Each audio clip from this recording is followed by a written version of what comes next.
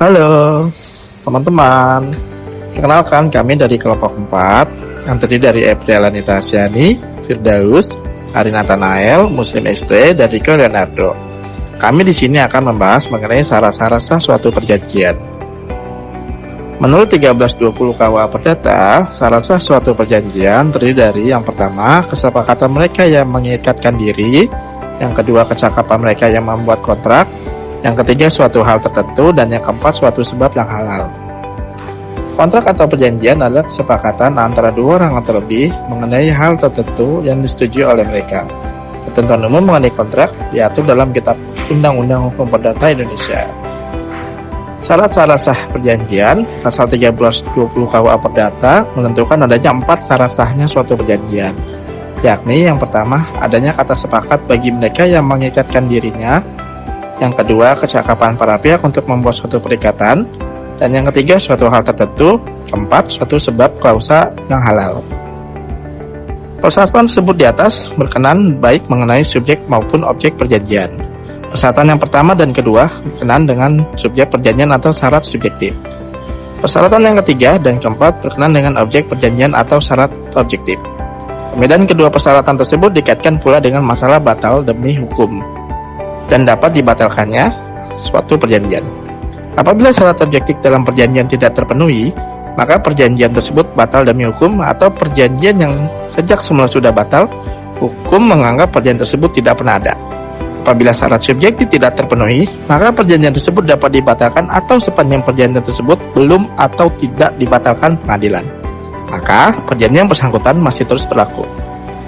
Menurut subjektif dalam Ali dan Purnama, suatu kontrak atau perjanjian adalah suatu peristiwa di mana seorang berjanji kepada orang atau di mana dua orang itu saling berjanji untuk melaksanakan suatu hal.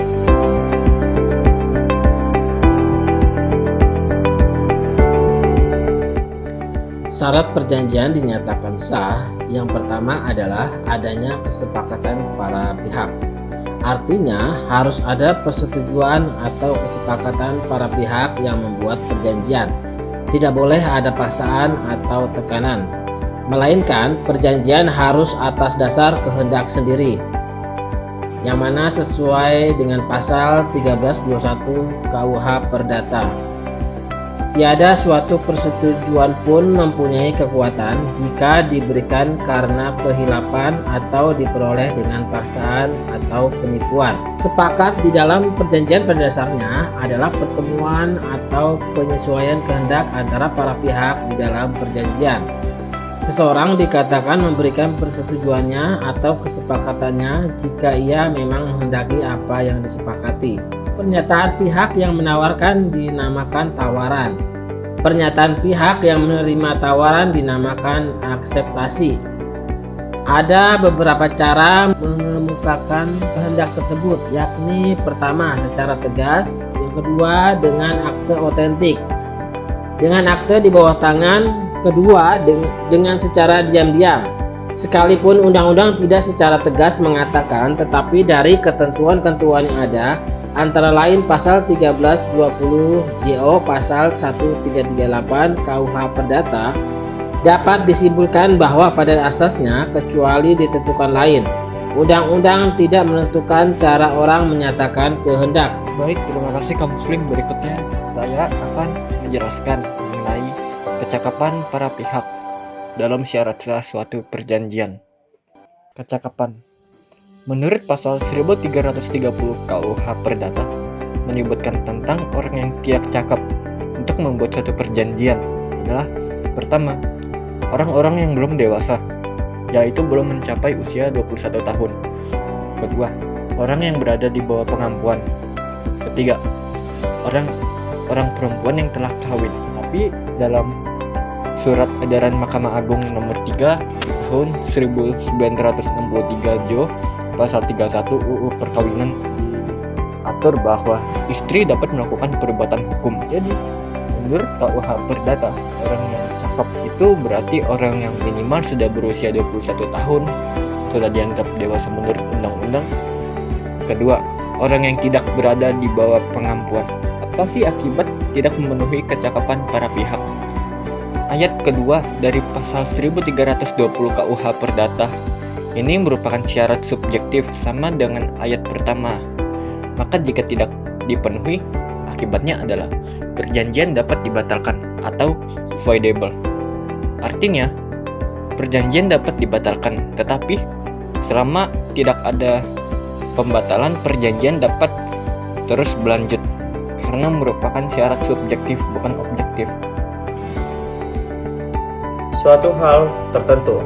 Yang dimaksud suatu hal tertentu dalam syarat perjanjian agar dinyatakan sah adalah objek perjanjian, yaitu prestasi, misalnya memberikan sesuatu, berbuat sesuatu, atau tidak berbuat sesuatu seperti yang disebutkan dalam pasal 1234 KUH Perdata. Objek tertentu. Objek kontrak harus dapat dipastikan secara cukup. Contoh, A membeli meja dari B seharga Rp250.000. Objeknya adalah mejanya, bukan benda lainnya. Jenis prestasi: 1. Prestasi positif dan prestasi negatif. Contoh prestasi: 1. Perjanjian jual beli rumah. Objeknya adalah menyerahkan hak milik atas rumah dan membayar harga jual rumah. 2. Perjanjian kerja. Objeknya adalah melakukan pekerjaan dan membayar upah. Suatu sebab yang halal. Sesuai pasal 1321 KUH Perdata, tiada suatu persetujuan pun mempunyai kekuatan jika diberikan karena kehilapan atau diperoleh dengan paksaan atau penipuan. Akibat hukum tak penuhi syarat sah perjanjian. Dari keempat sah perjanjian tersebut di atas, masing-masing terbagi menjadi dua, yakni yang pertama kesepakatan para pihak dan kecakapan para pihak, jenisnya syarat subjektif. Yang kedua, suatu hal tertentu dan sebab yang hal, jenisnya syarat objektif. Syarat pertama dan kedua disebut syarat subjektif karena menyangkut pihak-pihak yang mengadakan perjanjian. Sementara syarat ketiga dan keempat disebut syarat objektif karena menyangkut objek perjanjian. Jika suatu perjanjian tidak memenuhi syarat subjektif atau kesepakatan dan atau kecakapan, akibatnya perjanjian dapat dibatalkan. Sedangkan jika suatu perjanjian tidak memenuhi syarat objektif, suatu hal tertentu dan atau sebab yang halal, akibatnya perjanjian batal demi hukum. Perjanjian dapat dibatalkan, artinya salah satu pihak dapat meminta pembatalan. Perjanjiannya sendiri tetap mengikat kedua belah pihak selama tidak dibatalkan oleh hakim atas permintaan pihak yang berhak meminta pembatalan yang tadi, atau pihak yang tidak cakap, atau pihak yang tidak memberikan sepakatnya secara bebas atas kehendak sendiri. Perjanjian batal demi hukum artinya adalah perjanjian batal dari semula, tidak pernah dilahirkan suatu perjanjian dan tidak pernah ada suatu perikatan. Batal demi hukum juga dikenal dengan sebutan null and void. Di sini saya akan menjelaskan tentang kelompok kami, yaitu kesimpulan dari syarat sah perjanjian pasal 1320 KUH Perdata. Di sini ada beberapa subjek. Yang pertama, kesepakatan para pihak yang bersifat subjektif, kecakapan para pihak yang bersifat subjektif, suatu hal tertentu yang bersifat objektif, dan kuasa atau hal sebab yang halal yang bersifat objektif. Sumber topik kami diambil dari pasal 1320 KUH Perdata bahwa perjanjian merupakan bagian dari perikatan. Perikatan akan timbul setelah adanya perjanjian. Perikatan timbul tidak hanya karena ada perjanjian. Perikatan dapat timbul karena adanya undang-undang, contohnya kewajiban orang tua terhadap anak meliputi pangan, sandang, papan, dan kewajiban untuk menyekolahkan anak-anaknya hingga dewasa. Adapun syarat sahnya perjanjian diatur dalam pasal 1320 KUH Perdata, yaitu sebagai berikut. Yang pertama, adanya kesepakatan bagi mereka yang mengikat dirinya. Yang kedua, kecakapan para pihak untuk membuat suatu perikatan. Yang ketiga, suatu hal tertentu. Dan yang keempat, yang terakhir, suatu sebab yang halal.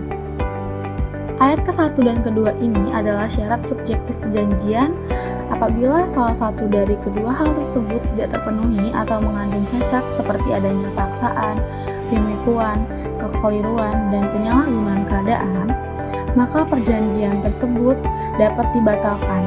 Apabila para pihak tidak keberatan terhadap cacat tersebut, maka perjanjian masih dapat dilaksanakan. Pada ayat yang kedua dan ketiga adalah syarat objektif perjanjian. Apabila salah satu dari kedua hal tersebut tidak terpenuhi, maka perjanjian dari awal yang dianggap tidak ada, yang berarti tidak ada timbul hak dan kewajiban bagi para pihak yang membuatnya. Suatu prestasi dalam perjanjian apabila tidak dilaksanakan oleh satu pihak, maka pihak yang lainnya dapat membuat somasi. Apabila 3 kali somasi tidak dipindahkan, maka pihak yang tidak melaksanakan prestasi dapat dikatakan once prestasi atas putusan pengadilan. Berikut presentasi dari kelompok kami. Sekian dan terima kasih.